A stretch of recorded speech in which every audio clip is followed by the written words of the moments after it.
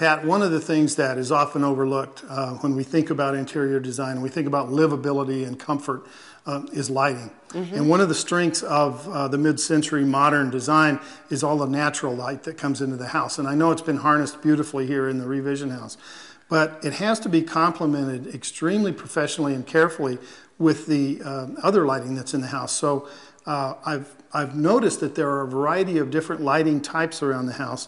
And I'm wondering about the ones that are in this space here. Can you tell me a little bit about the lighting that we have above us? These are LED modules. Now, LED is light-emitting diodes, right? Correct. And so these are not fluorescents and they're not incandescent lights. This is a newer generation of illumination. Exactly. These LEDs appeared in lighting probably a couple of years ago. However, you've been seeing them all along in smaller things like alarm clocks and things of that nature. Okay. The beauty of an LED light is the fact that it lasts for 15 years. These bulbs are in here will not have to be changed for that amount of time, which I find startling. However, the light is very beautiful. It's very clear. It is also dimmable. CFLs, which are great, sometimes have a lot of difficulty dimming up or dimming down. It takes a long time for them to dim up or dim down. However, LEDs come up and down right away. So you get a good light spectrum across that, whether you dim them down or take them to full brightness? Right, exactly. Okay. Now, these particular modules, as they're called, we had the original recessed lighting housing the in old place. can lights that were in here are very inefficient and created a lot of heat and so forth. But we left them in there. Obviously, we sealed around them because of the insulation, but we just stuck this module from Cooper Lighting right inside the old recessed can. Which had to make life a lot easier for the electrician as well as the people that were doing finish work, the ceilings, painters, etc. Right, there's exactly, which was great. Any homeowner is going to love that. So it went right in there, and the light is it's a very warm light. It's not cold, it's not blue. No, the work surfaces are well illuminated. You feel like it's natural light. Right. I also know that controls and the control of lighting has really come into its own in recent years. And I know that this house has a very sophisticated, but I'm told a very user-friendly set of lighting controls. Tell me about this. This is from Lutron. And it is very easy to use. It monitors all the lighting in the house. And all the lighting in this house is there's lamp lights, there's recessed lights, there's under-counter lights, there's exterior lights. Some are compact fluorescent, some are xenon, some are LED. So there's a variety of lights, which is really basically a very typical situation. Depending on the task that they're for. Right, and everybody has different ones. You don't have to use one particular style.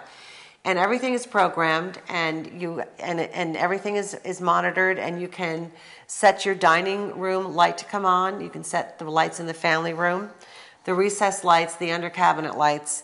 And one of these you can put bedside, and when you're in bed, you can just push the all-off button, and everything will go off. Amazing. So you can program this for when you're away or when you're at home. Exactly. And you can create moods around the house. You can create different themes. And monitor, actually mitigate the unnecessary use of energy. Absolutely. Very good.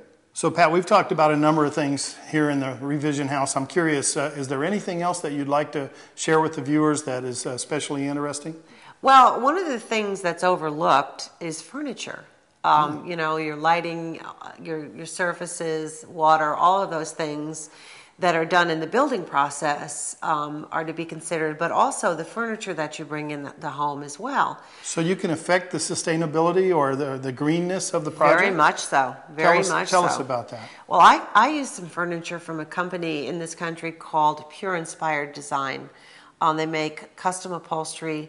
The furniture is made with soy cushions. So again, it's a non-petroleum based product. Soy is a plant, so it's renewable.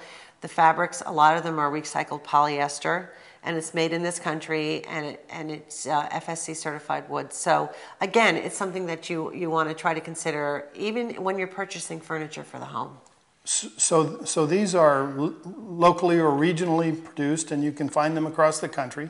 You have the fabrics and the parts that you don't see that are still environmentally friendly.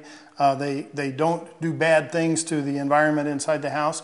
Now, I know they're beautiful because I've seen some of the things that you selected for the house, but are they durable, and are they desirable in terms of the value? Oh, absolutely. Okay. I mean, they're designed really well, and again, you can custom anything that you want, so you can use it to your own specifications. And again, in terms of durability and longevity, these are one of the things that to me is very important in green design. The fact that a lot of people, with all the TV shows that are on these days about quick fixes are not necessarily the answer. You want to go for quality if you can afford it, the best quality that you can afford. Sure. And you want to go for durability and longevity. All right, Pat, I have to ask you, because affordability, the cost, is one of the first barriers to people accepting what we call green or sustainable. That's right. And everybody has a budget. It's important to recognize that things do need to be within reach. Correct. So do you feel that the selections that have been made here and the options that are available for people out there are competitive in that way, and that they're realistic? Yes, I believe so. And I also believe that you can't do it all. There are some things that you're just not going, simply not going to be able to do. So you choose what you can, being as green as you can. It's not a perfect world. Do what you can. But most of the products that we use in the revision home are very readily available, and they are affordable. That's great to know, because if they're not really something that people can use, the point in demonstrating them is lost.